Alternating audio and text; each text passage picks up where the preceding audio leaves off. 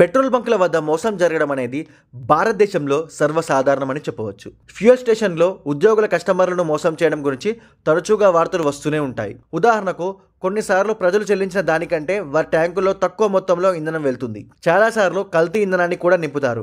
Petrol పంపుల వద్ద జరిగే మోసాలను నివారించడంలో మీకు సహాయపడే కొన్ని చిట్కాలు, సూచనలు ఇప్పుడు తెలుసుకుందాం.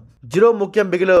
మీ వెహికల్ ట్యాంక్లో ఇంధనాన్ని నింపడం ప్రారంభించినప్పుడు మీటర్ని చెక్ చేయండి. మీటర్ జీరో వద్ద ఉందని ఇంధనం నింపడం ప్రారంభించడానికి ముందు అటెండర్ దాన్ని రీసెట్ చేశారని నిర్ధారించుకోండి.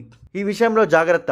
ఫ్యూయల్ నింపేసారు సాధారణంగా చేసే ఒక పని ఏంటంటే తక్కువ పెట్రోల్ కొట్టి ఎక్కువ డబ్బులు తీసుకోవడం. ఉదాహరణకు మీరు 500 విలువైన ఇంధనాన్ని నింపమని అడిగితే వారు 200 దగ్గర ఉన్నప్పుడు నింపడం ప్రారంభించి రీసెట్ చేసినట్టు నటించవచ్చు. ఎంత నింపారో చెక్ చేయండి.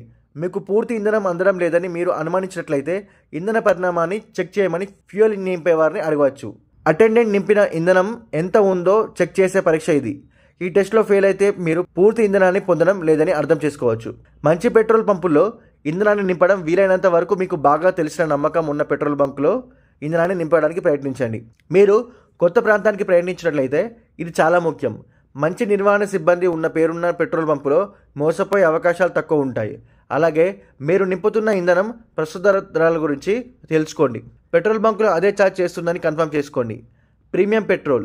కొన్నిసార్లు మీ అనుమతి లేకుండా ఫ్యూయల్ నింపే వ్యక్తి మీ ట్యాంకుని ఖరీదైన ప్రీమియం పెట్రోల్తో నింపవచ్చు. పవర్ పెట్రోల్ యాక్ట్ రేటింగ్ను పెంచడానికి ప్రత్యేకంగా ఆడిట్ను ఇది కలిగి ఉంటుంది. ఈ ఇంధనం వాహనం ఇంజన్ను ప్రభావితం చేయదు, కానీ మీకు ఎక్కువ ఖర్చు అవుతుంది.